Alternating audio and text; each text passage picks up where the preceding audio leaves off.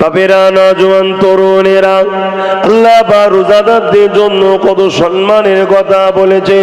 রোজাদারদের জন্য দুটো খুশির কথা বলেছে। লিসাওমিলি ফারহাতানি, ফারহাতুন ইনদাল ইফতারি ওয়া ফারহাতুন লিকা রাব্বিহি। রোজাদারদের জন্য দুটো খুশি। এমন করে একটা খুশি হলো রোজাদাররা যখন ইফতারকে নিয়ে বসবে, ওই ইফতার সামনে রয়েছে, জবানে রয়েছে সুবহানাল্লাহ, জবানে রয়েছে আলহামদুলিল্লাহ, জবানে রয়েছে দরুদ শরীফ, জবানে রয়েছে তওবা ইস্তিগফার। এ যুবকেরা, তুমিরা, বাপেরা, অথচ ইফতার সামনে রয়েছে। ইচ্ছা করলে বান্দা খেতে পারত, কেউ রুকান না, কিন্তু বান্দা আল্লাহর খুশির জন্য খায়নি।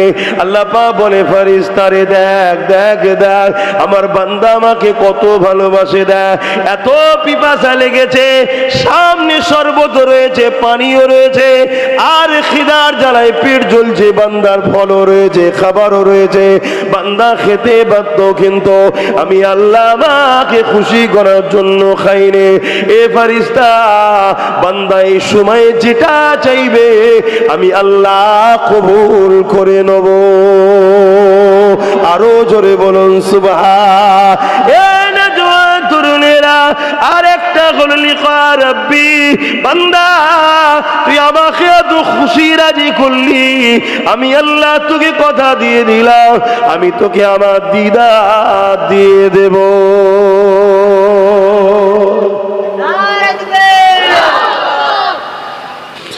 আল্লাহ পাক বললেন, রোজা আমার খাস ইবাদত।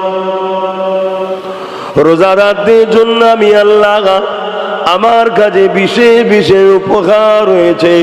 তার মধ্যে একটা উপকার হলো, ময়দানে মাশরে যেদিন সবাই নফসি নফসি করবে, সেই কঠিন দিনেতে মাথার এক বেগ দেখতে এক হাত উপরে আল্লাহ সূর্য নামিয়ে দেবে। যেদিন মাথার ক্ষীণগুলো নাক দিয়ে গলে গলে ঝরে ঝরে পড়তে থাকবে, ওই দিনে আল্লাহ রোজাদার দিওয়াকে জান্নাতি খানা খাওয়াবে।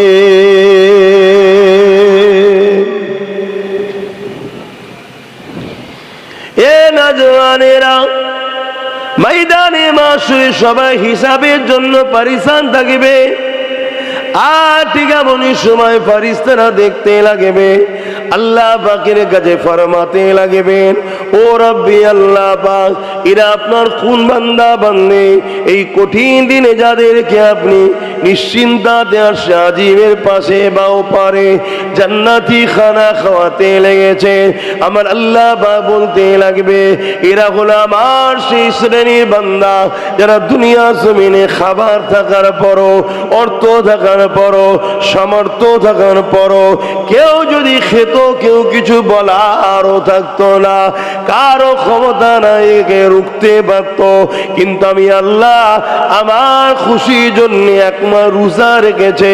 ফজরের আজানের আগে জবানকে মুখকে বন্ধ করেছে, আর মাগরিবের আজানের অপেক্ষা পর্যন্ত ছিল, এবং নিজেকে সমস্ত বুরাই থেকে দূরে রেখে ইবাদত বান্দেগীর মধ্যে কাটিয়েছে। আমার তাসবিতে, আমার জিকিরে, আমার হাবিবের দরুদে কাটিয়েছে। আমার ফেরেশতারে, আমি আল্লাহ আজকে সেই রোজাদার গুলোকে জান্নাতি খানা খাওয়াচ্ছি। আরো জোরে বলুন সুবহান।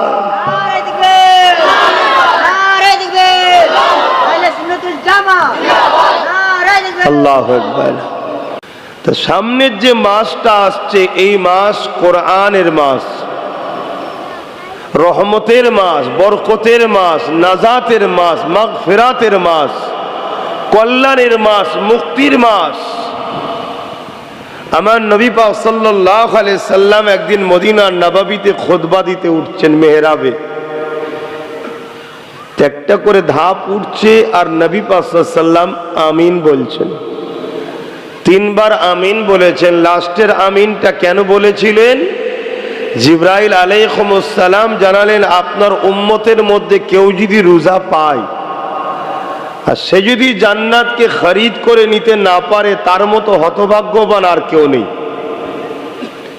অর্থাৎ রোজা যদি কেউ পায়, রমজান মাস কেউ পায়, সওমের মাস কেউ যদি পায়, এই মাস এমন একটা মাস জীবনের সব গুনাহকে মাফ করিয়ে জান্নাত খরিদ করার মাস। জোরে বলুন সুবহানাল্লাহ।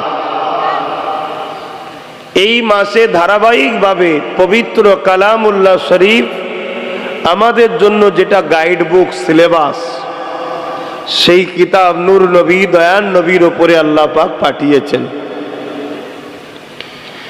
এই মাসের অনেক গুরুত্ব। এই মাসে আল্লাহ পাক রোজাদারদের জন্য ঘোষণা দিয়েছেন, দুনিয়ার মানুষের কাছে রোজাদারের মুখের খুশবু বদবু লাগতে পারে, আমি আল্লাহ আমার কাছে সব থেকে প্রিয় লাগে। কেন? তারা আমার জন্যে নিজের খাদ্যকে, নিজের সবকিছুকে তারা ত্যাগ করে আমার জন্য তারা রোজা রাখছে। তাই আল্লাহ বললেন রোজা হলো আমার খাস ইবাদত। হাদিসে কুদসির মধ্যে আছে, আস-সাওমু লি ওয়া আনা আযজি বিয়াদিয়া। রোজা হলো আল্লাহর খাস ইবাদত। বেশক আমরা জানি আফজালুল ইবাদাতি ইবাদাতুস সালাত, আফজালুত তিলাওয়াতি তিলাওয়াতুল কোরআন, আফজালুজ যিকরি যিকরি লা ইলাহা ইল্লাল্লাহ মুহাম্মদ রাসূলুল্লাহ সাল্লাল্লাহু আলাইহি ওয়াসাল্লাম। কিন্তু আল্লাহ পাক রোজাকে বলছে এটা হলো আমার খাস ইবাদত। কারণ কেউ যদি নামাজ পড়ে, ওই নামাজের মধ্যে আল্লাহর জন্য হয়, আবার নামাজের মধ্যে একটা রিয়া থাকার চান্সও থাকে। হুজুর মানুষ মুরিদের সামনে নামাজ না পড়লে হয়, এটা রিয়া থাকতে পারে না? পারে না। আরে বিআই সাহেব এসেছে, নামাজ না পড়লে হয়, এটা রিয়া থাকতে পারে না? পারে না। লোক আমাকে বেনামাজি ভাববে, চলো নামাজটা পড়েই নি। হ্যাঁ, হজের মধ্যেও রিয়ার একটা গন্ধ থাকলে থাকতে পারে, যে আমি হজ করলে লোক আমাকে হাজি বলবে। দানকারীর মধ্যেও একটা রিয়া থাকতে পারে, লোক আমাকে দাতা বলবে। জিহাদের ময়দানে গিয়ে লড়াই করার পরে আমি যদি বীরত্ব দেখাতে পারি, লোক আমাকে বীর পুরুষ বলবে। সব জায়গায় কিন্তু এটা রিয়ার গন্ধ থাকলে থাকতে পারে, আর না থাকলে তো আলহামদুলিল্লাহ, না থাকাটাই তো উচিত। কিন্তু আল্লাহ বলছেন সব জায়গাতে লোক দেখানো সম্ভাবনা, দরজা খোলা আছে, যদি যাই সে বিপদে পড়বে, না যায় আলাদা কথা। কিন্তু রোজার মাসে কোনো দরজাই নেই, পুরো সিল। কেউ যদি লোক দেখানো রোজা রেখেও থাকে, গোপনে গিয়েও তো খেয়ে নেবে। যেমন আমরা অনেকে ছোটবেলায় শখ করতাম রোজা রাখবো, আর রাখার পর কিছুক্ষণ পরে আর পারা যাচ্ছে না, সবাই বুঝাই আর একটু কষ্ট কর, আর একটু কষ্ট করো। তা পুকুরে নেমে পড়তাম, নেমে ডুব কেটে পানি খেতাম, কেউ দেখতে পেল না। কিন্তু যারা প্রকৃত রোজা রাখে, মানে এখন আমরা যেমন রাখছি, বড় হয়ে গেছি, আপনারাও রাখেন, এখন কি গোপনেও কেউ খায়? কেন? একে লোককে লুকাবার ব্যাপার নয় তো, আমি তো করছি আল্লাহর জন্য। আর তিনাকে লুকানো কোনো জিনিস থেকে, কোনো জায়গা থেকে সম্ভব? সাতটাবু জমিনের নিচে থাকলেও তিনার কাছে জাহির, যেখানেই থাকেন তিনার কাছে লুকানোর কোনো চান্স নাই। তাই আল্লাহ বলছে রোজা আমার খাস ইবাদত, আর রোজাদারকে আমি আল্লাহ খাস কুদরতি হাতে পুরস্কৃত করব। জোরে বলুন সুবহানাল্লাহ। জান্নাতে একটা দরজা থাকবে, বাবুস সাম, রোজাদারদের জন্য স্পেশাল একটা দরজা থাকবে, ওই দরজা দিয়ে রোজাদাররা যাবে। জোরে বলুন সুবহানাল্লাহ। আল্লাহ পাক বললেন রোজা আমার খাস ইবাদত। রোজাদারদের জন্য আমি আল্লাহ আমার কাছে বিশেষ বিশেষ উপকার রয়েছে। তার মধ্যে একটা উপকার হলো ময়দানে মাশরে যেদিন সবাই নফসি নফসি করবে, সেই কঠিন দিনেতে মাথার এক বেগ দেখতে এক হাত উপরে আল্লাহ সূর্য নামিয়ে দেবে। যেদিন মাথার ক্ষীণগুলো নাক দিয়ে গলে গলে ঝরে ঝরে পড়তে থাকবে, ওই দিনে আল্লাহ রোজাদারকে জান্নাতি খানা খাওয়াবে।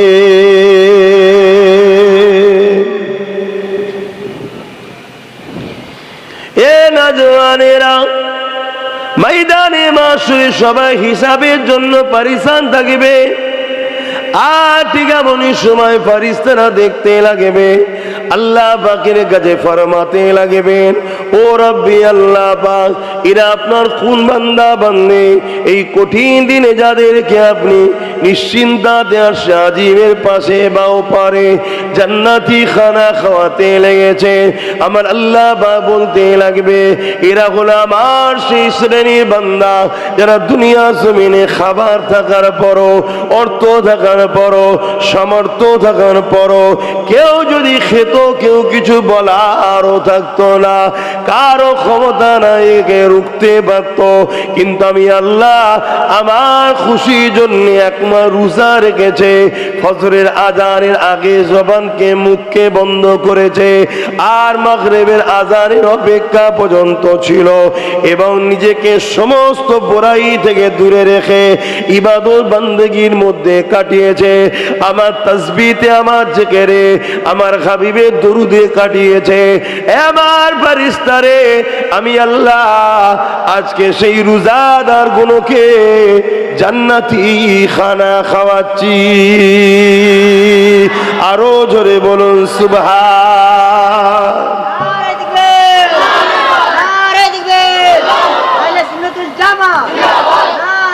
আল্লাহু আকবার। এটা তো গেল আমাদের জন্য আল্লাহর পক্ষ থেকে একটা বিরাট বড় নিয়ামতের সুসংবাদ। বিজ্ঞানও বলছে রোজা আমাদের জন্য এত উপকারের জিনিস। ক্যান্সারের যে কোষ, ক্যান্সারের যে জামগুলো শরীরের মধ্যে আসে, ওইগুলোকে রোজাই পারে মেরে দিতে। জোরে বলুন সুবহানাল্লাহ। পৃথিবীতে এখনো ক্যান্সারের কোনো ওষুধ বাহির হয়নি। কেমোটা কোনো ওষুধ নয়। কেমোটা হলো ক্যান্সারের পোকাগুলোকে মারার জন্য একটা চেষ্টা।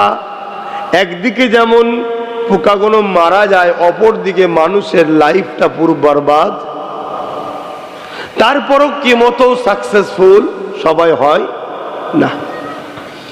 কিন্তু পৃথিবী বিখ্যাত একজন ক্যান্সার রিসার্চ করছেন যিনি, তিনি বলেছেন যে আমি একটা সলিউশন পেয়েছি যেটা কোনো মেডিসিন নয়, ক্যান্সারকে দমিয়ে রাখবে, এবং যাদের ক্যান্সার হয়নি তারা যদি ক্যান্সারের মতো ভয়ানক রোগ থেকে বাঁচতে চায়, তাদের জন্য একটা সহজ পন্থার রাস্তা পেয়েছে। কি রাস্তা? সে বলছে আপনাকে দৈনিক 15 থেকে 16-17 ঘন্টা কিছু না খেয়ে শুকিয়ে থাকতে হবে। তার ভাষায় সে শুকানোর কথা বলছে।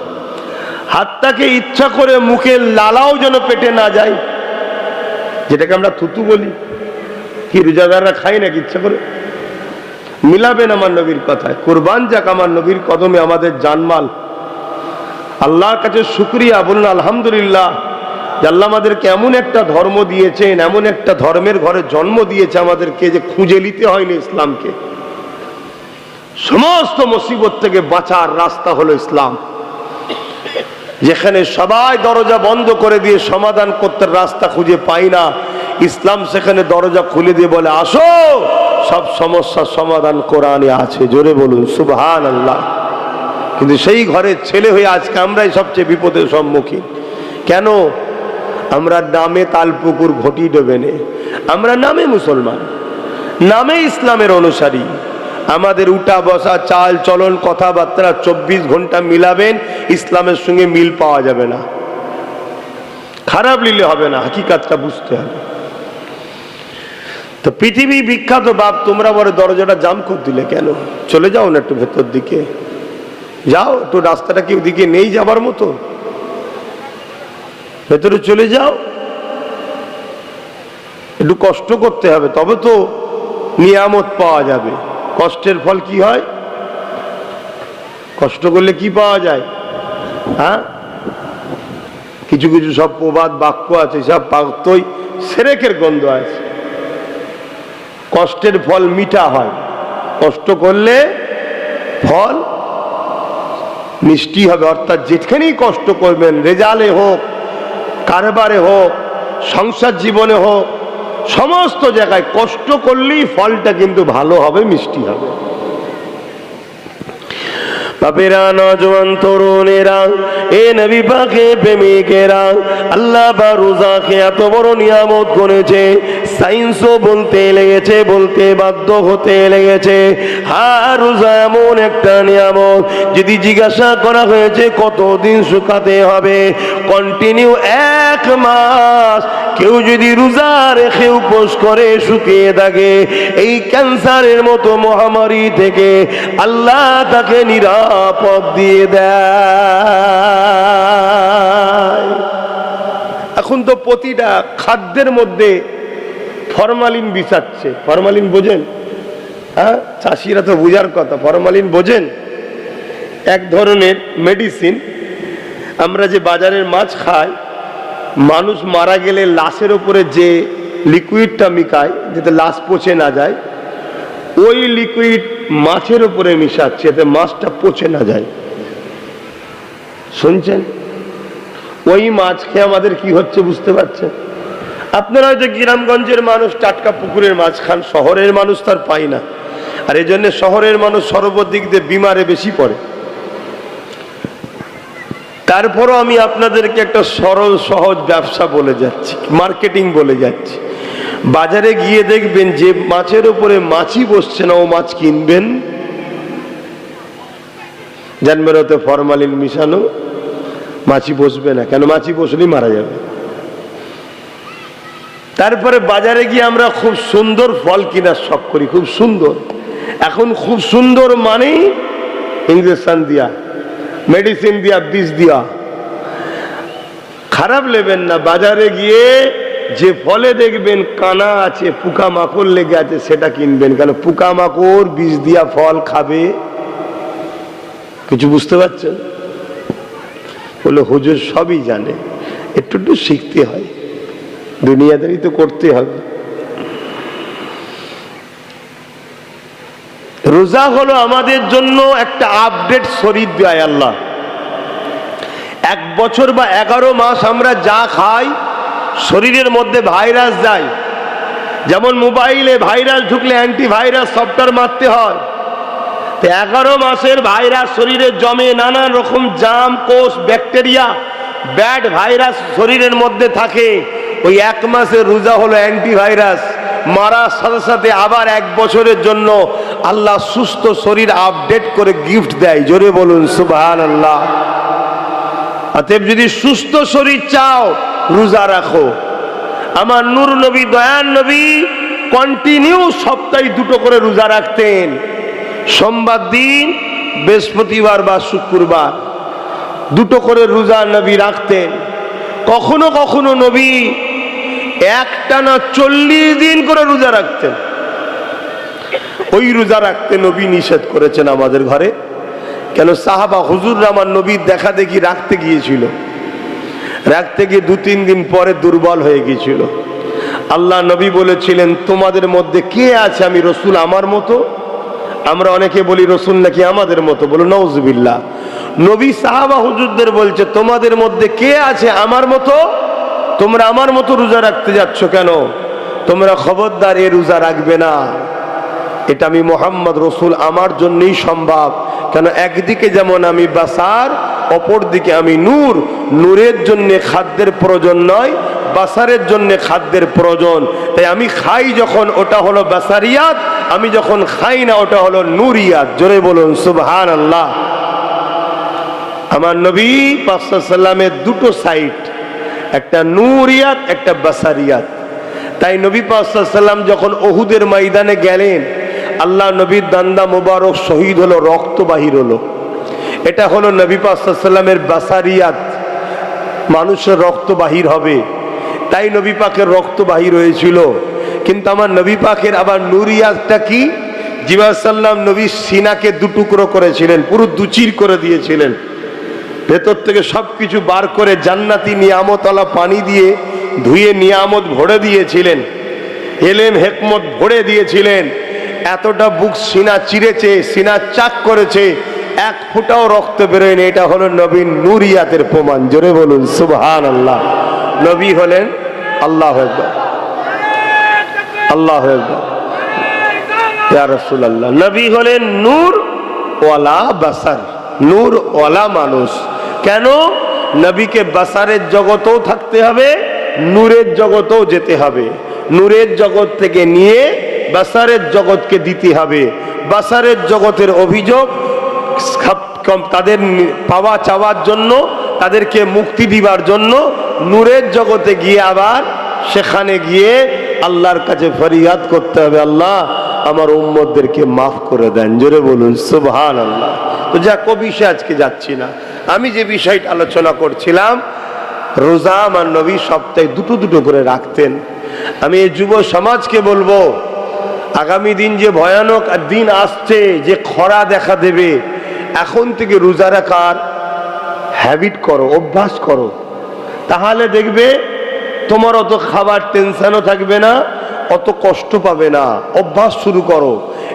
এক মাস রোজা ফরজ, এটা তো রাখতেই হবে, এটা কোনোভাবে তো গুঞ্জাইশ নাই, এটা রাখতেই হবে। এছাড়াও চেষ্টা করো সপ্তাহে কমসে কম একটা হলেও রোজা রাখো। শুক্রবার যদি পারো শুক্রবার, আর নচে সোমবার আমার নবীর আগমনের দিন, ওই যে মিলাদুন নবী করছেন, আগমনের দিন সোমবার দিন নবী রোজা রাখতেন। সাহাবা হুজুররা জিজ্ঞেস করেছিল, হুজুর আপনি সোমবার দিন রোজা রাখেন কেন? আল্লাহ নবী বলেছিলেন এই দিনটা হলো আমার মৌলুদের দিন, তাই আমি নবী শুকরানা রোজা রাখি। জোরে বলুন সুবহানাল্লাহ। আপনারাও রাখবেন। আল্লাহ তৌফিক দিক আমাকে আপনাদের সবাইকে, বলুন আমিন। তাহলে রোজা হলো আমাদের জন্য পুরো শরীরের সব কিছুকে। আজকে আমার ভারতবর্ষে একটা মহামারী এমনভাবে ছড়িয়ে যাচ্ছে, ক্যান্সারের থেকেও মারাত্মক, সেটা হলো ফ্যাটি লিভার। নিশ্চয়ই আপনারা শুনছেন ফ্যাটি লিভার, লিভারের চতুর্দিকে চর্বি জমে যাওয়া। এই ফ্যাটি লিভার কেন? আমরা যে তেলটা খাচ্ছি 100-র মধ্যে 99% বলতে পারি ওটা তেলই নয়, ওটা তেলই নয়, যেটা জায়গায় তেল হিসাবে আমরা খাচ্ছি। কিন্তু কিছু করার নেই, এমন একটা হ্যাবিট হয়ে গেছি, জানার পরও মনে হচ্ছে এটা না হলে চলবে না। ওই তেলের কারণে আমাদের এই লিভারে চর্বি জমছে, যেটা পরবর্তীতে ক্যান্সার হচ্ছে, বা অনেকে ফ্যাটি লিভারের জন্য মারাও যাচ্ছে। রোজা হলো ফ্যাটি লিভারের জন্য সব থেকে উত্তম সলিউশন, নিরাপদ লিভারকে ফ্যাটি লিভার থেকে মুক্ত করার। জোরে বলুন সুবহানাল্লাহ। আল্লাহ পাক তিনি আমাদেরকে বানিয়েছেন, তিনি আমাদের জন্য প্রতিটা কল্যাণময় কাজকে দিয়েছেন। ইসলামের মতো উত্তম রাস্তা দ্বিতীয় কিছু হতে পারে না।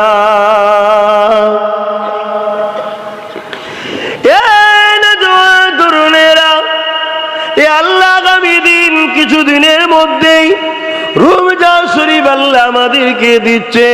সামনে রবিবারের পরে রবিবার ইনশাআল্লাহ শনিবার দিবাগত রাত গিয়ে তারাবি আসছে। তারাবি 20 রাকাত আদায় করবেন।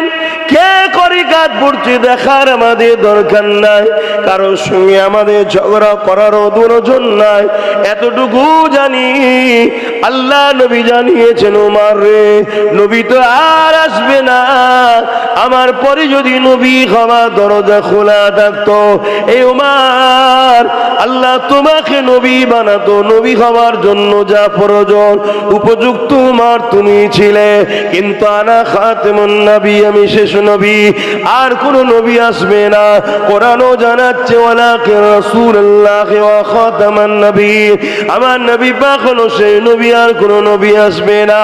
এই উমর বলে দিয়ে যায় আল্লাহ তোমার মধ্যে অনেক বৈশিষ্ট্য দিয়েছে। সেই হযরত উমর তিনি জামাত আকারে 20 রাকাত তারাবি নামাজ সাহাবাদের নিয়ে পড়েছে।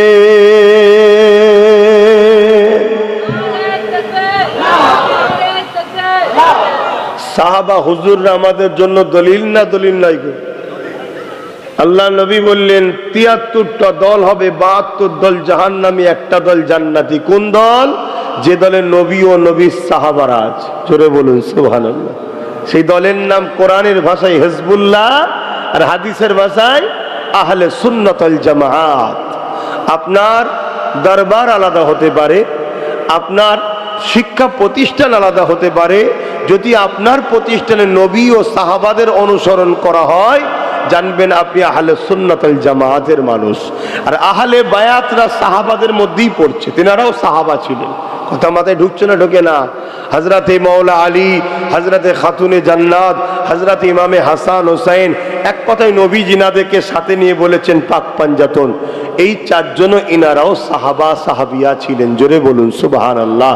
তাই নবী বললেন, যে দলে আমি ও আমার সাহাবারা আছে, অর্থাৎ যারা আমি ও আমার সাহাবাদের ফলো করে, তারা হলো জান্নাতি দল। জোরে বলুন সুবহানাল্লাহ।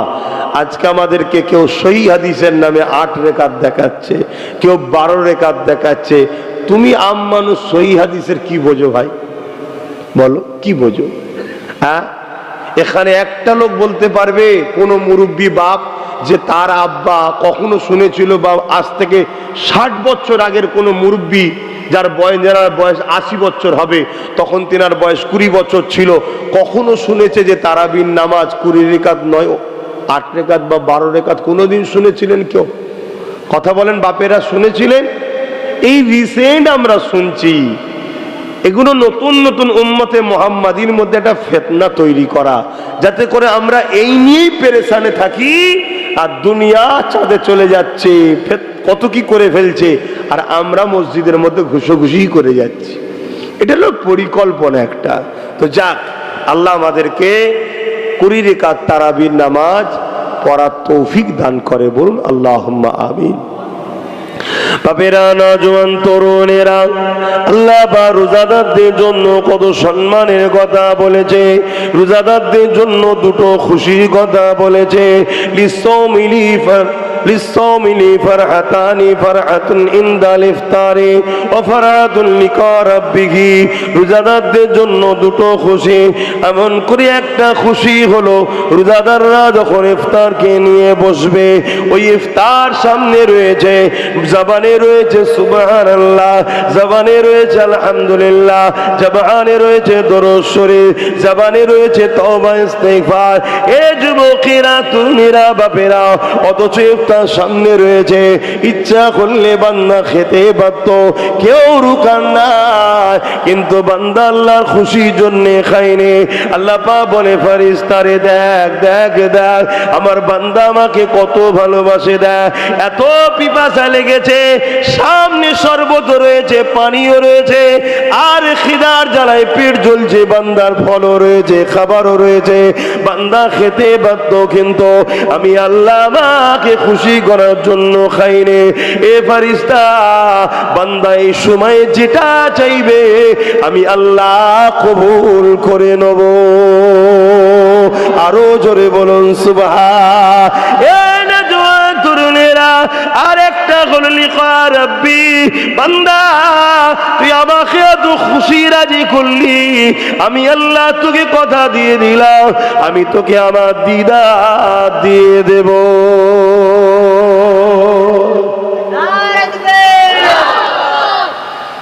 আল্লাহ যদি দিদারের আশা বাসনা থাকে তো রোজা রাখতে লাগে, তাই তো নাকি গো? এই যুবকরা, অনেকে বলে রাখলে শরীর নষ্ট হবে। তোর বুকা, না রাখলে শরীর নষ্ট হয়, রাখলে শরীর আরো সুন্দর হয়। বিশ্বাস না হয় কমসে কম পরপর 10টা রাখো, তারপরে যদি দেখো তোমার শরীরের দুর্বল ভাব কেটেছে, তোমার শরীরে যে অলসতা ভাব ছিল কেটে গেছে, তোমার শরীর আরো এনার্জি ফুর্তি পাচ্ছ, বাকি 20টা রাখবে। 10টা তো শুরু করো। কি, তুমি তো নাবলেই না গর্ত কতটা গভীর, কতটা বুঝলে কি করে? দুনিয়ার লোকের কথা শুনলে হবে? তাকে নাবো, তারপরে বুঝবে পুকুরের গভীর কতটা। রাখবে। খবরদার যুবকরা, কাজা করবে না। আশা করছি আমার যারা গরিব মানুষ তারা রোজা রাখে।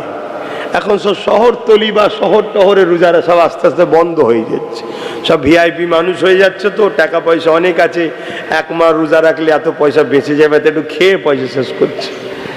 গরিব মানুষ তাই রাখবেন রাখবেন। আল্লাহ আমাদেরকে রাখার তৌফিক দান করে, বলুন আল্লাহুম্মা আমিন। আল্লাহ পাকের একটা আলেম বান্দা একটা নিয়ে ঘুমিয়ে পড়েছে। ওই ঘুমিয়ে খবে দেখতে লেগেছে তার প্রতিবেশী একজন ইহুদি ধর্মের লোক ছিল, সে কিনা আল্লাহ জান্নাতে ঘুরতে লেগেছে। এই যুবকের এই খবরটা দেখে ওই আলেম বান্দাটা অবাক হয়ে গেল। খবের মধ্যে ইহুদি লোকটাকে জিজ্ঞাসা করতে লেগেছে, এ আল্লাহ পাকের বান্দারে, তুমি তো ইসলাম কবুল করনি, তাহলে কেন তুমি জান্নাতের মধ্যে যেতে লেগেছো? তোমাকে আমি জান্নাতের মধ্যে দেখতে পাচ্ছি, ব্যাপারটা কি? ওই ইহুদি সম্প্রদায় বলেছিল, এ আল্লাহ পাকের আলেম বান্দারে, হ্যাঁ আমি ইহুদি ছিলাম ঠিকই, কিন্তু আমার মরণটা ইহুদি অবস্থায় হয়নি, আমার মরণটা হয়েছে দ্বীনে মুহাম্মাদির উপরে। ওই সময় উলামা বান্দা জিজ্ঞাসা করতে লাগে, কিভাবে হলো একটু যদি বলো। ওই সময় খবরের মধ্যে জানাতে লেগেছে, এ আল্লাহ পাকের উলামা বান্দা, শোনো শোনো, আমি আমার সন্তানকে নিয়ে রোজার মাসে বাজারে গিয়েছিলাম। ওই সময় আমার ছোট বাচ্চাটা বোঝে না, একটা ফল নিয়ে খাদ্য নিয়ে খেতে শুরু করেছিল। আমি আমার বাচ্চাকে এটা দেখার পরে বকেছিলাম, তাকে বলেছিলাম, বাবা ইসলামের অনুসারীরা রোজা রাখছে এই মাসে, তুমি কেন এই মাসে খেতেছো?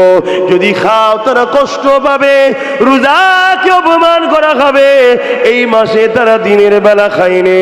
বাবা তোমার যদি খেতে মন যায় কিনে নিয়ে ঘরের মধ্যে যে খাও, রোজাদারদিওকে কষ্ট দিও না বাবা।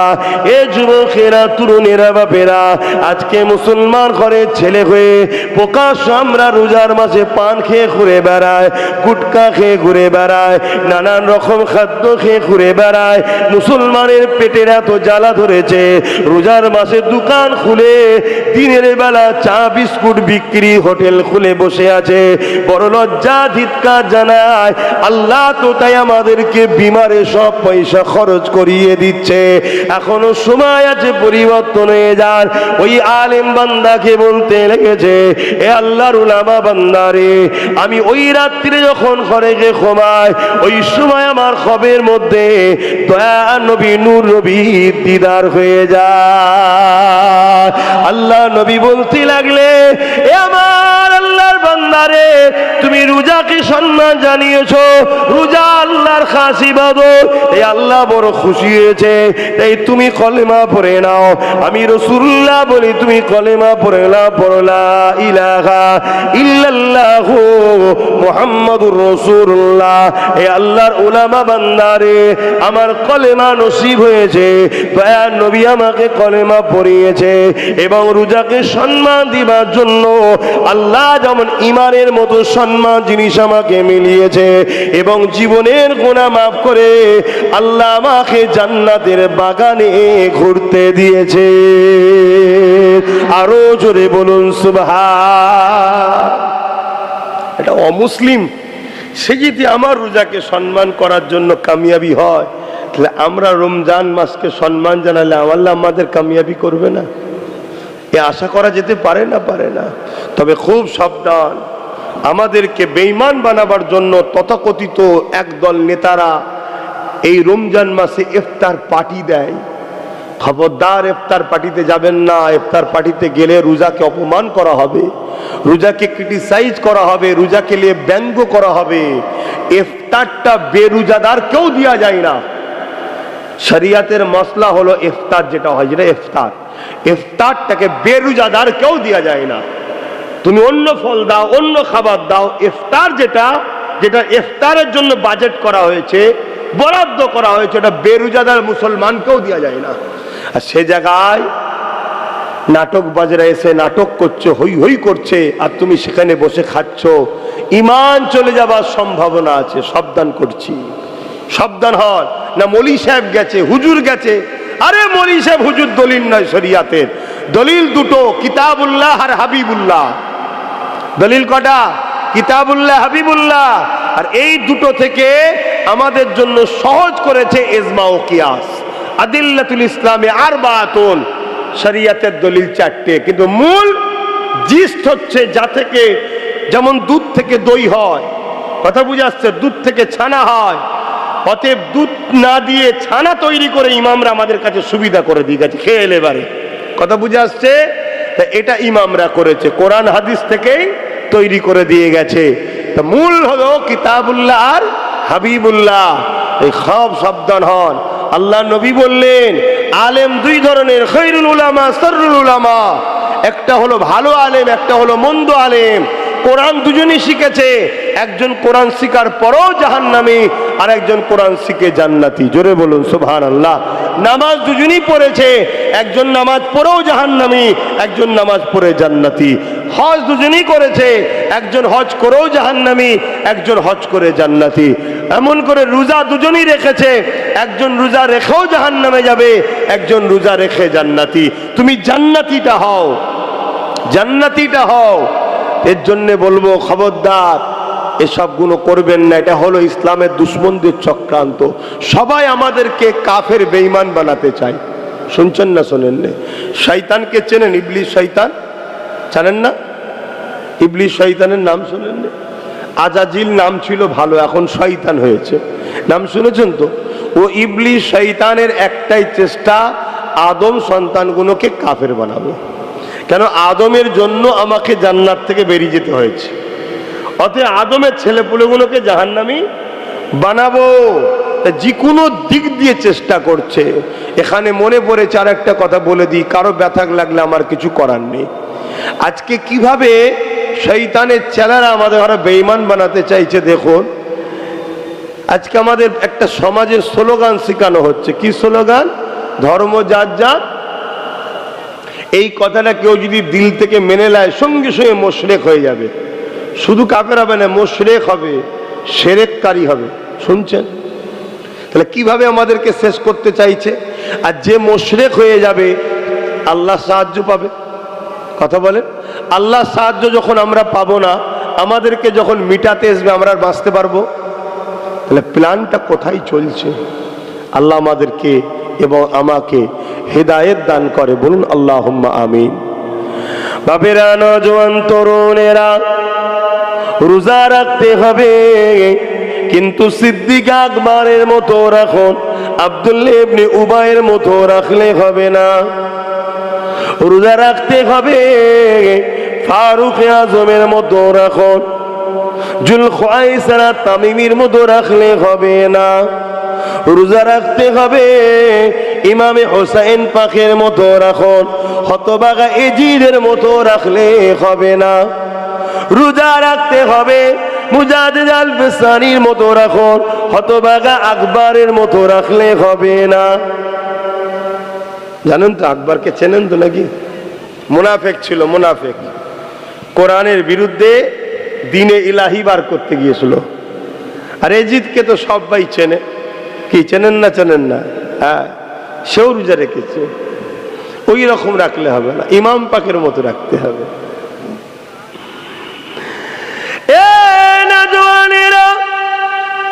আল্লাহ নবী সাহাবী হযরত উমর ফারুক, তিনি রোজা রেখেছিলেন, তিনি নামাজ পড়েছিলেন, তিনি হজ করেছিলেন, তিনি দান খায়রাত করেছিলেন, তিনি আল্লাহর রাহে জান মাল কুরবান করেছিলেন, দ্বীনের পক্ষে দাঁড়িয়ে জিহাদের ময়দানে গিয়েছিলেন। আজ আমাদেরকে জিহাদি জিহাদি বলে অনেকে টিটকিরি মারছে না, মারেনে। মনে রাখবেন, জিহাদ শব্দের মানে মূর্খগুলো জানে না।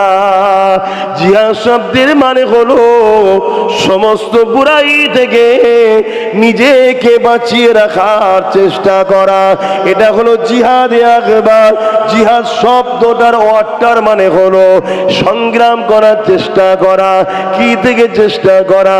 সমস্ত বুরাই থেকে চেষ্টা করা, এই সমাজকে খারাপ থেকে বাঁচাবার চেষ্টা করা, এই সমাজকে জালিমদের হাত থেকে বাঁচাবার চেষ্টা করা, গরিবদের ঘরে মুসলিমদের হাত থেকে বাঁচাবার চেষ্টা করা, দেশদ্রোহীদের হাত থেকে দেশকে বাঁচাবার চেষ্টা করা, এটাকেও জিহাদ বলা হয়। এ যুবকেরা, তরুণেরা, সামনে উচ্চ মাধ্যমিক পরীক্ষা আছে। বাংলার একটা সন্তান পশ্চিম বাংলার ফার্স্ট হওয়ার জন্য দিনরাত চেষ্টা করছে।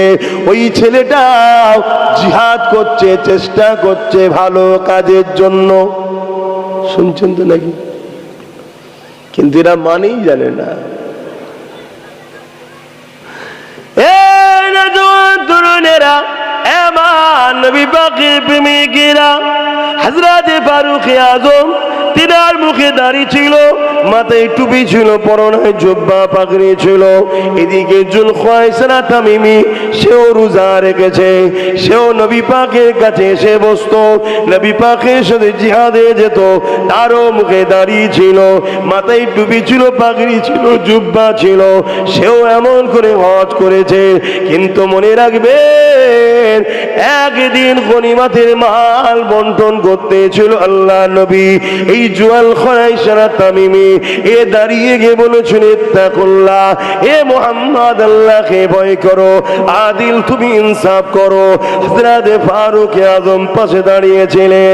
ইয়া রাসূলুল্লাহ, হাবিবাল্লাহ, ইজাজত দেন, এই মালাউনের এত বড় সাহস যে কিনা আপনাকে বলে আল্লাহকে ভয় করো। কেননা আপনাকে বলছে আল্লাহকে ভয় করো, কথাটা ভালো কথা, কিন্তু সবার মুখে সবার জন্য মানায় না। ইমামকে যদি জিজ্ঞেস করো, ইমাম নামাজ পড়েছো, এটা আম মানুষের মুখে মানায়? উনি যদি না নামাজ পড়লো তো কার পিছনে একটু দেখো নামাজ হলো? শুনছেন তো নাকি? এইটা মানায় না। অনেকে লোক ফোন করে, হ্যাঁ ভালো আছে না, কোথায়? রাস্তায়। জোহরের নামাজ পড়েছেন? মজা নিচ্ছে, কথা বুঝছেন না? সবার মুখে সব কথা মানায়? এগুলো হলো বিয়াদব। জুলখায়সা তামিমি রসুলকে বলছে, মুহাম্মদ সাল্লাল্লাহু আলাইহি ওয়াসাল্লামকে, হে মুহাম্মদ সাল্লাল্লাহু আলাইহি ওয়াসাল্লাম, আল্লাহকে ভয় করো। নাউযুবিল্লাহ বললেন না আপনারা? হ্যাঁ, নবীকে জ্ঞান দিচ্ছে আল্লাহকে ভয় করো। কেন? নবী নাকি বন্টনটা ঠিক করতে পারছে না। তারপরে কি বলছে? আদিল তুমি ইনসাফ করো। ভাই, নবী যদি ইনসাফ না করে, এই কুল কায়নাতে আল্লাহ সৃষ্টির মধ্যে কেউ ইনসাফ কি জিনিস সেটা জানে? হ্যাঁ, এটা মানায় তার মুখে, কিন্তু তার মুখে দাড়ি, মাথায় টুপি, সেও রোজা রাখতো, নামাজ পড়তো, তার মুখের ভাষা কি? হ্যাঁ, হযরত ওমর ফারুক বলছে, হুজুর ইজাজত দেন, এই মালাউনের ধর থেকে কল্লা আলাদা করে দেবো। আল্লাহ নবী বলল, ওমর, লোক বলবে দেখো মুহাম্মদ সাল্লাল্লাহু আলাইহি ওয়াসাল্লাম মুসলমান দিয়ে মুসলমানকে মারছে, লোকে কেউ মুসলমান মনে করে। কাকে? জুলখায়সা তামিমিকে। কেন? ও তো নামাজ পড়ে, ও তো দাঁড়িয়ে আছে, ও তো টুপি আছে। যেমন আজকাল আমরা যখন ওয়াজ করি যে মুনাফিক উলামা থেকে সাবধান, আম লোক বলে আলেমের বিরুদ্ধে বলছে। যাত্রীকে আলেমের বিরুদ্ধে কখন বললাম? আলেম সেজেছে, এলেম আল্লাহ দিয়েছিল, কিন্তু কপাল ফাটা ইবলিস হয়ে গেছে। ইবলিসের এলেম ছিল না? ছিল না? কথা বল। ফেরেশতাদের পড়াতো, তার আখলাক, তার চরিত্র, তার আদর্শ দেখে ফেরেশতারা মানুষ জিন জাতিকে যখন মেরে শেষ করে দিচ্ছে, কিন্তু ইবলিসকে মারে না, তুলে নিয়ে গেছে। নিজে বলছে আল্লাহ এ খুব ভালো, এ বড় পরহেজগার, বড় ভালো, তার তাকওয়া। কিন্তু শেষ হলো কি করে? একটা ছোট্ট কাজ কি? আল্লাহর শ্রেষ্ঠ মখলুক আদম আলাইহিস সালামকে সেজদা করলো না। এই সেজদা কিন্তু ইবাদতের নয়, কারণ ইবাদতের সেজদা কোনো সময় দ্বিতীয় কেউ পাবে না, একজনই পেনেওয়ালা, তিনি হলেন আল্লাহ। তবে তাজিমি সেজদা আগে আগে চলতো। আমার নবী পাক সাল্লাল্লাহু আলাইহি ওয়াসাল্লামের উম্মত শুনে রাখো, আমার নবী তাজিমি সেজদা, কোন রকম সেজদা, বাগদাদি সেজদা, কত রকম সেজদা সব নাম্বার করেছে। কোন রকম সেজদা আমার নবী হারাম করে গেছে, চলবে না। কথা শুনছেন না? শোনেন না? ক্লিয়ার কথা। তুমি পীর হও, পীরকে ভালোবাসো, সম্মান করো, কদমমুশি করো। উস্তাদকে ভালোবাসো, কদমমুশি করো। মা বাপকে কদমমুশি করো, কিন্তু সেজদা করতে, জোরে বলুন, যদি কোনো পীর সেজদা নেয় তাহলে জানবে ও পীর নয়, শয়তান। কি? হ্যাঁ, সুরাতে পীর সেজেছে, ও মূলত শয়তান। হ্যাঁ, আর প্রকৃত যে পীর হবে, মুর্শিদ হবে, যদিও মুরিদ ভুল করে ফেলে, মাথা হ্যাটো করে ফেলে, সঙ্গে সঙ্গে বলে বাবা মাথা হ্যাট করতে নেই, মাথা হ্যাট করবে না, মাথা একমাত্র আল্লাহর কাছে হ্যাট হবে। জোরে বলুন সুবহানাল্লাহ। তো ভাইয়ের আমার, যে কথা বলতে গিয়ে চলে যাচ্ছে অন্যদিকে, তো ইবলিসের সব ছিল, বিয়াদবির জন্য ধ্বংস হলো। তা আজকেও আমাদের সমাজে বড় বড় আলেম আছে, অস্বীকার করছি নি ভাই, বিরাট বড় বড় আলেম, কিতাবি জ্ঞানও আছে, বুখারী পড়াচ্ছে, তাফসীর পড়াচ্ছে, কোরআন হাদিসের বহুত পণ্ডিত্য আছে, কিন্তু কপাল ফাটা ইবলিস হয়ে গেছে, আমার নবীকে আদব করে না। শুনছেন না শোনেন না? ধ্বংস হয়ে গেছে। তাই নবী বললেন, আখরি জামানায় জমিনের ওপরে আসমানের নিচে সব থেকে নিকৃষ্ট হবে একদল উলামা, সব থেকে নিকৃষ্ট। কারণ কি? নামাজ থাকবে, রোজা থাকবে, হজ থাকবে, দাড়ি থাকবে, তেরাত থাকবে, এত সুন্দর কেরাত পড়বে। নবী বলছেন, সাহাবারে বুখারীর হাদিস, তাদের কেরাত তেলাওয়াতের সাথে তোমাদের যদি কম্পেয়ার করা হয়, কম্পিটিশন করা হয়, বাহ্যিক মনে হবে তোমাদের তেলাওয়াত তাদের তেলাওয়াতের কাছে কম জোর মনে হবে। কিন্তু আমি রাসূল বলছি, তীর যেমন শিকার ভেদ করে চলে যায় বা ধনুক থেকে বেরিয়ে যায়, তারা ইসলাম থেকে বেরিয়ে যাবে। সাহাবা হুজুররা জিজ্ঞেস করলেন, সব থাকার পরেও তারা এই অবস্থা হবে কেন? নবী বললেন, তাদের সব থাকবে, শুধু তাদের অন্তরে আমি নবী আমার হাইয়া থাকবে না, আমার আদব, আমার প্রেম থাকবে না। এজন্য আল্লাহ কিয়ামতের দিন তাদের এলেম, নামাজ, রোজা সব তাদের মুখে ছুঁড়ে মেরে বলবে, বেরো মালাউন, আমি আল্লাহ যাকে ভালোবেসেছি তুমি তাকে ভালোবাসলে না কেন? কথা মাথায় ঢুকছে? তাই খবরদার, রোজা রাখবেন, ঈমানও রাখবেন, মজবুত তৈরি করো। বাপেরা, নওজোয়ান তরুণেরা, এ নবী পাকের প্রেমিকেরা, আজ আমরা সহজ ইসলাম পেয়ে গেছে, এ আমাদের ধর্মের উপরে গুরুত্ব বড় কম।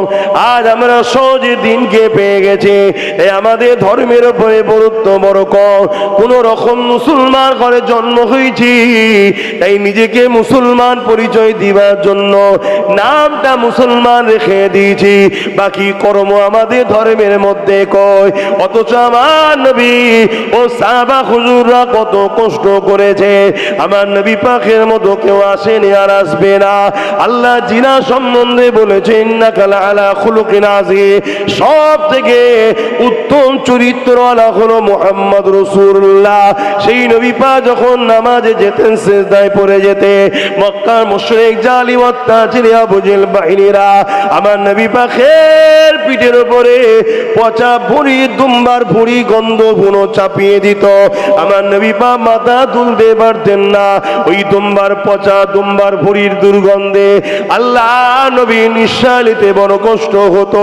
এই অবস্থায় নবী পাক আমার সুবহান রাব্বিল আলা তাসবিহ পড়তে থাকতে, খাতুনে জান্নাত ফাতেমা তাজহারা রাদিয়াল্লাহু তাআলা আনহা যখন দেখতে পেতে, ছুটে এসে আব্বা জানের পিঠ থেকে ওই পচা দুম্বার ভুঁড়িগুলোকে নামিয়ে দিত। আল্লাহ নবী তারপরে মাথা না তুলতে, এ যুবকেরা, আল্লাহ নবীকে এত কষ্ট দেওয়া হয়েছে। নবী পাক রাস্তা দিয়ে যাচ্ছে, ছাদের ওপর থেকে নবী পাকের মাথার ওপরে, গায়ের ওপরে নোংরা আবর্জনাকে ফেলে দেওয়া হয়েছে।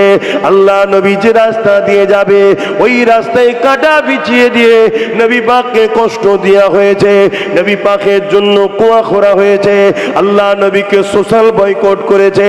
আমার নবী পাক পাহাড়ে চলে গেছে, গাছের পাতা ফলমূলকে জীবন ধারণের শিলা বানিয়েছে। আল্লাহ নবী দিনের প্রচার বন্ধ করেনি গো। এ যুবকেরা, তরুণেরা, বাপেরা, আল্লাহ আজকে আমাদেরকে এত খাদ্য দিয়েছে, এত আরাম আয়েশ দিয়েছে, আমরা আল্লাহ ভুলে গেলাম, নবী ভুলে গেলাম। এটা আমাদের জন্য বড় ধ্বংসের কারণ হবে। এই আল্লাহর কাছে দোয়া চাইবে, ও আমার রব মালিক আল্লাহ, আমার আপনার কাছে প্রয়োজন আছে, চাইব, কিন্তু আপনি আমাকে ওইটা দেবেন না যেটা পেয়ে আমি আপনাকে ভুলে যাব। এমন আরাম আয়েশ আয়েশ আমাকে দেবেন না, যেটা পাওয়ার পর আমি আপনার থেকে দূরে সরে যাব। আল্লাহ আপনার কাছে পানা চাইছি, ওই রকম সম্পদ, ওই রকম জিন্দেগি, ওই রকম খাদ্য, ওই রকম আরামের আশা আল্লাহ আপনার কাছে আমি চাই না। হ্যাঁ, আমার প্রয়োজন চেয়েছি, কিন্তু এই প্রয়োজন মিটলে যদি আমি ধ্বংস হয়ে যাই, আল্লাহ আপনি আমার প্রয়োজনকে মিটাবেন না, কারণ আমি আপনার কাছে যেতে চাই, আমি আপনাকে জান্নাতে দেখতে চাই।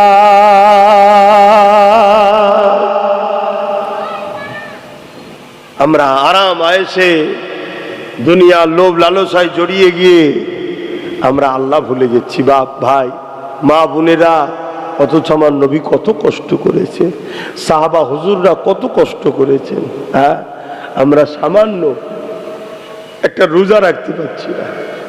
হ্যাঁ, এখন তো আবার আস্তে আস্তে চলে আসছে শীতের দিকে। হ্যাঁ, কি এমন কষ্ট।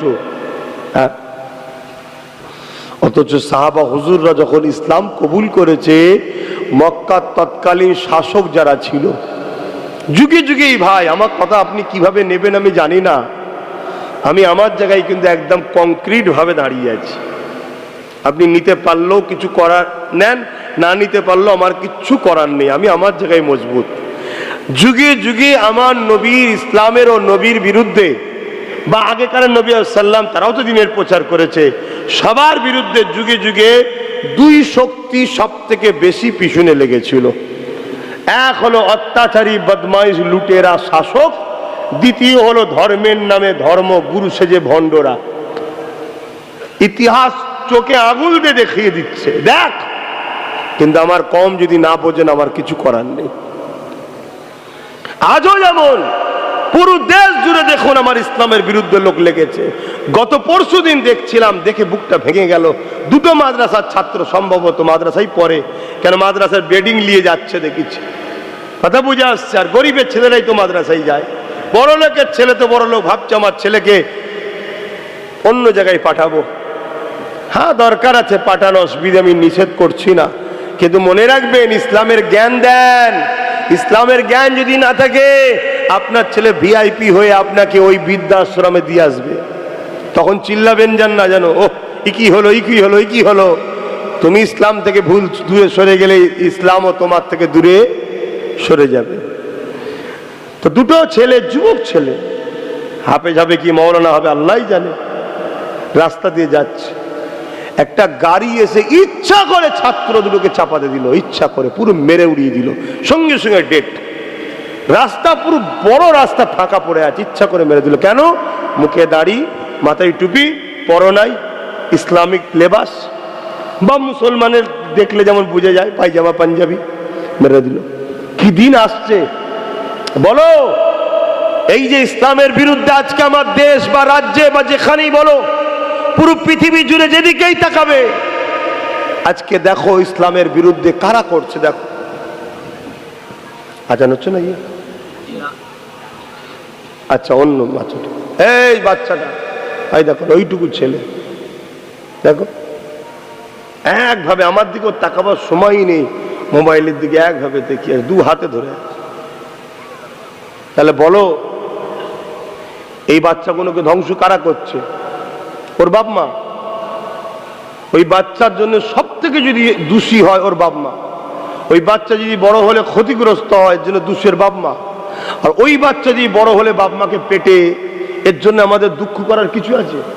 আর কথা বলছে না তো, কথাটা কি খারাপ বলে ফেললাম? তাহলে সারা দিচ্ছেন না কেন? ওই বাচ্চা যদি বড় হয়ে ইসলাম বিদ্বেষী কর্মকাণ্ড করে, এর জন্য পুরো মুসলিম সমাজের বদলাম হবে না? হবে না? তাহলে ভাবুন, এই পরিবেশটা খারাপ করে দিচ্ছে। ওইখানে একটা ছেলে বসে আছে, দেখো এই হলুদ জামার পিছনে বসে আছে, কালো গেঞ্জি পরে, বুলুজা গেঞ্জি লাল। হ্যাঁ, তোমাকে বলছি, বলো তোমরা কি ধরেছে গুলো? আয় আয় আয়, চারিদিকে দেখছে এত অঘটন, দেখো মানুষ শুধরায়, কিন্তু না। খতমাল্লাহু আলা কুলুবিহিম, আল্লাহ যদি হিদায়াত না দেয়, তা আমি যতই চেষ্টা করি হবে না। তো আল্লাহ আমাকে হিদায়াত দেন, আমাদেরকে হিদায়াত দেন, বলুন আমিন। ভয়ানক পরিস্থিতি আসছে আজকে পুরো পৃথিবী জুড়ে। দেখো না, নতুন করে আমেরিকার প্রেসিডেন্ট বসতে না বসতে বলছে গাজাকে খালি করো। কেন কেন না গায়ের জোর, যা বলবো তাই শুনতে হবে, ক্ষমতা আমার হাতে, পৃথিবীর দাদা আমি, পারমাণবিক শক্তি আমার হাতে। কিন্তু মনে রেখে দিও, তোমাদের থেকে অনেক ক্ষমতাশালী আছেন। আল্লাহু সাইয়্যুন কাদির, জোরে বলুন সুবহানাল্লাহ। তোমার বাপ দাদাদেরকে ঠিকানায় পৌঁছে দিয়েছে পুরো দুনিয়ায়। দেখো শাসকরা, দেখো ইসলামের পিছনে লেগেছে। আজকে আমার দেশের কথা বলো, আমার দেশের কথা বলো। উত্তরাখণ্ড বলে একটা রাজ্য আছে, সরকারিভাবে আইন তৈরি করে ইউনিফর্ম সিভিল কোড লাগু করে দিয়েছে। ওখানে ধর্মীয় কালচার আর চলবে না। খবর পেয়েছেন কি জানি না, একটু বলবেন আগে থেকে, আজানের সময় হলে একটু বলবেন আগে থেকে। 10 মিনিট বাকি, আজান হয়ে গেলে আমাদের আলোচনা বন্ধ হবে। আজান শেষ হলে এখানে নামাজ হবে, নামাজের পরে আমি তখন দোয়া করব। আশা করছি আপনাদেরকে ঘোষণা প্রথমেই দেওয়া হয়েছে, উজু করে বসবেন। কি যে ব্যথা, কি যে কষ্ট হয় নামাজ পড়তে আমার যুবকদের আর বোনগুনরা, আল্লাহ ভালো জানে, আল্লাহ ভালো জানে যে তোমাদের কেন নামাজ পড়তে কষ্ট হয়, আমার জানা নেই। অথচ এই নামাজ আমাদের শরীরের জন্য কত উপকার, কত ফায়দা। আপনাদের কি উজু নাই মনে হচ্ছে নাকি? এই যে মুরব্বীগুলো বুঝছে উজু নাই, আচ্ছা আচ্ছা ঠিক আছে, উজু করে নেন তাহলে।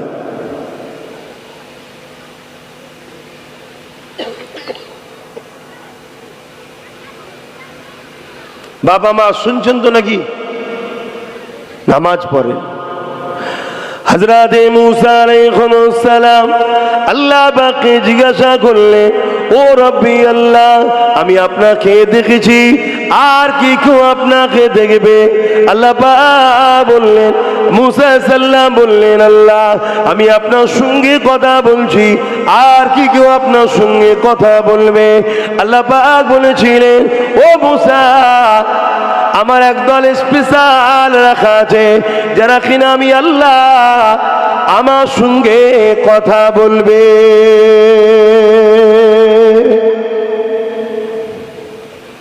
এ মুসা, তুমি আমার সঙ্গে কথা বলছো, এর জন্য তোর পাহাড়ে আসতে লাগছে। তারা যখন আমার সঙ্গে কথা বলবে, কোনো জায়গায় তাদেরকে যেতে লাগবে না, জায়গাটা পবিত্র হলেই হবে। মুসা রে, তুমি আমার সঙ্গে কথা বলছো, এর জন্য বেশিক্ষণ কথা বলতে পারো না, সময় টাইম খুবই কম রয়েছে। তারা যতক্ষণ খুশি আমার সঙ্গে কথা বলতে পারবে। ও হযরতে নবী মুসা, তারা আমার সঙ্গে যখন কথা বলবে, এ মুসা রে, তুমি আমার সঙ্গে কথা বলছো, তোমার আমার বিচকানে 70,000 নূরের পর্দা রয়েছে, পর্দার ওই দিকে তুমি রয়েছো, পর্দার ভেতরের দিকে আমি রয়েছি। এ মুসা রে, আমার প্রিয় বান্দা বান্দীগুলোর সঙ্গে আমি আল্লাহ যখন কথা হবে, তারা যখন আমার সঙ্গে কথা বলবে, 70,000 নূরের পর্দাকে সব উঠিয়ে নিয়ে একেবারে সামনে সামনে আমার সঙ্গে কথা হবে।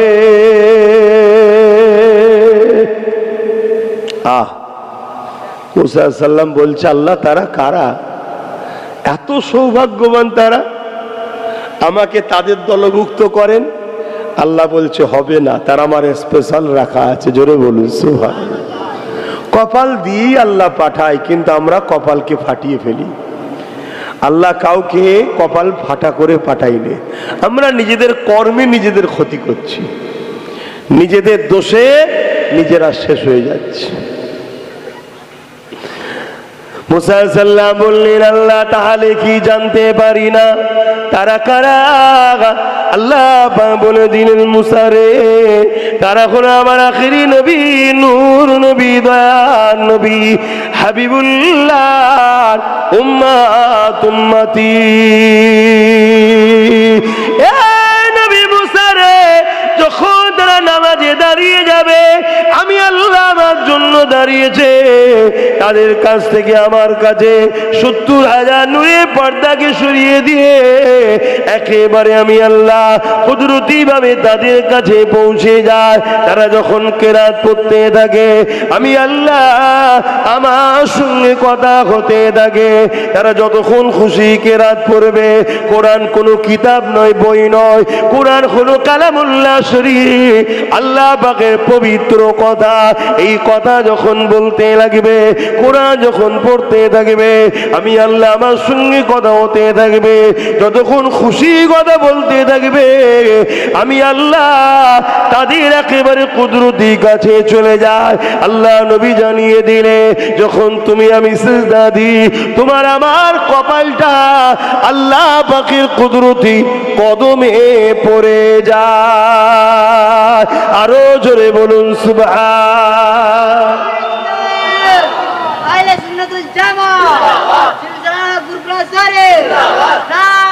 আল্লাহু আকবার।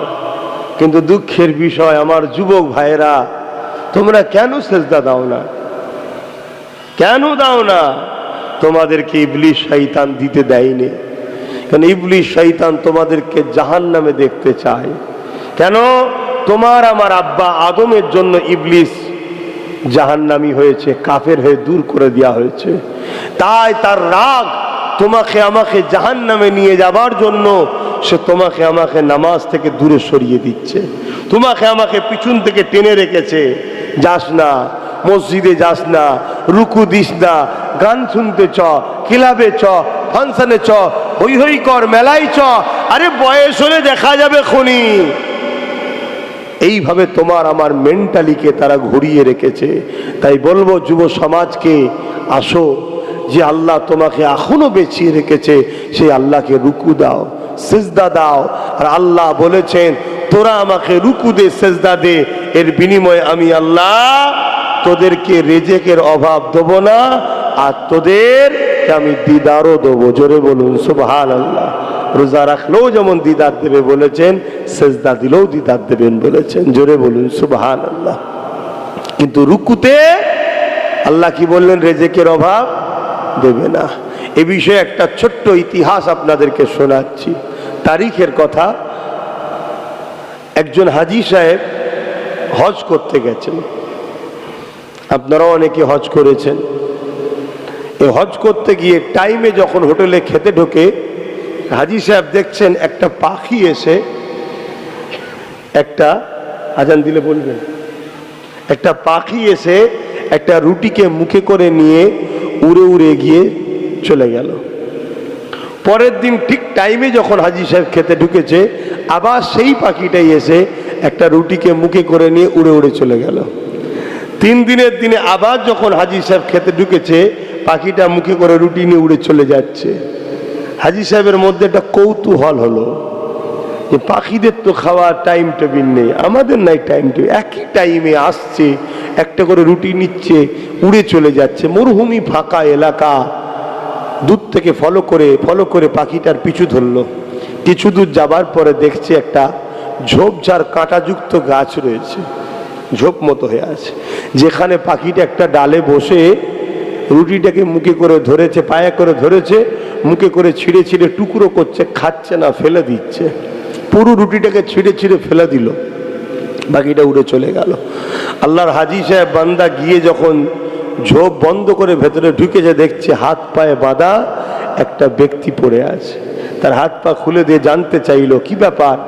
না, আমিও রওনা দিয়েছিলাম সফরে, আর দুষ্কৃতীরা হামলা করে আমার সব জিনিসপত্র চুরি করে নিয়ে গেছে, কিন্তু আল্লাহ আমাকে রিজিক কিন্তু টাইমে টাইমে পাখির দ্বারা দিচ্ছে। জোরে বলুন সুবহানাল্লাহ, আরো জোরে বলুন সুবহানাল্লাহ। আর এই যে ডাকাতি হয়ে যায়, এই ডাকাতি হয়ে যাওয়ার জন্য আমাদেরও গাফলতির দোষ থাকে। কথা ঠিক না বেটি? আমাদেরও গাফলতির দোষ থাকে। যে সব রাস্তায় এই জিনিসগুলো ঘটে সেখানে সিকিউরিটি সেফটি থাকা দরকার, কিন্তু আমরা অবহেলিত হই। তো যাক, কিন্তু রিজিক দিবার মালিক যিনি বলেছেন রুকু দিলে আমি রিজিকের অভাব দেব না, আল্লাহ কিন্তু পৌঁছে ঠিক যাচ্ছেন। জোরে বলুন সুবহানাল্লাহ। আসো আমার যুবকেরা, আল্লাহকে রুকু দিই, সিজদা দিই, আল্লাহ বড় খুশি হবে। আমার নবী খুশি হবে। নূর নবী, দয়ার নবী বলেছেন নামাজ হলো আমার চোখের ঠান্ডা। জোরে বলুন সুবহানাল্লাহ। দরুদ শরীফ আল্লাহুম্মা সাল্লি আলা।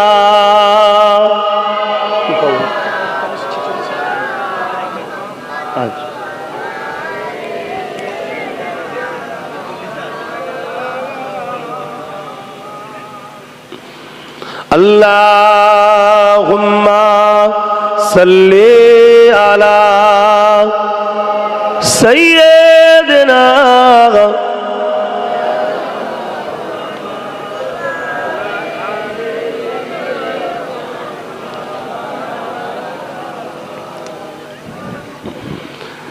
যাদের হৃদয়ে আছে আল্লাহর ভয়,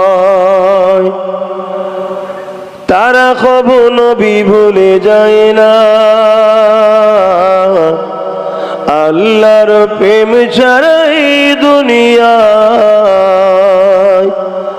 কারো কাছে কোনো কিছু চাই না।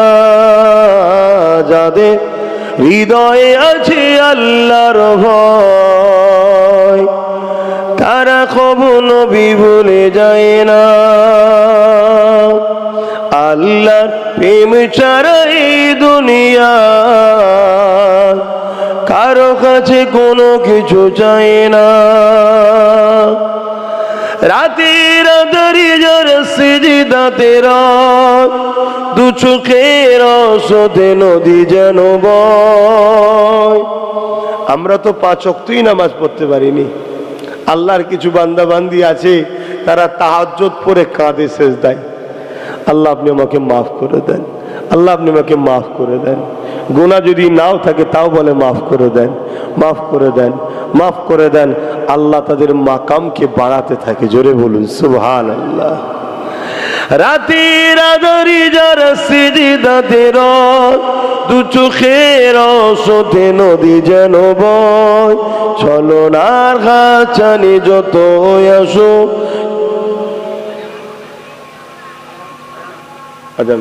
আপনারা রেডি হন, কাতার দেন।